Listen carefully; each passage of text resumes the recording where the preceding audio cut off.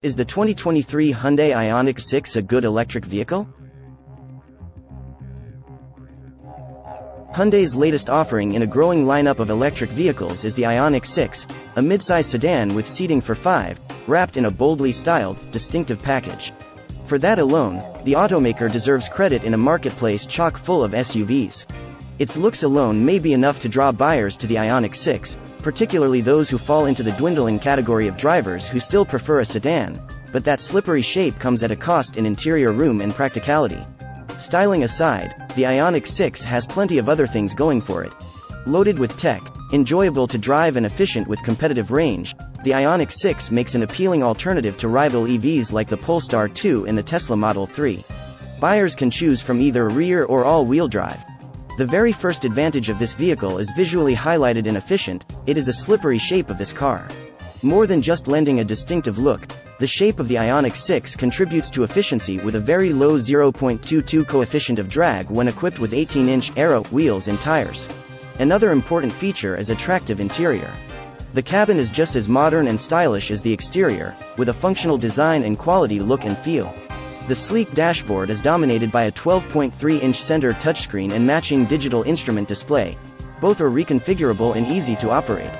Touch-sensitive controls located below the center screen are used for climate functions, and while we're not always a fan of these, the ones in the Ioniq 6 work well and are easy enough to use. Long Ranger is another important feature where this electric car is showing incredible results.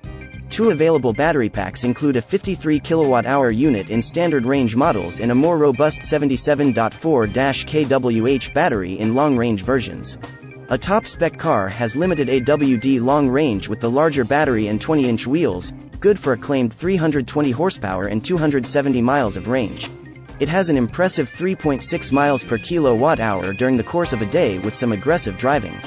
Better still, all Ioniq 6 models have 400-800V DC fast charging capability, allowing for a 10%-80% charge in as little as 18 minutes.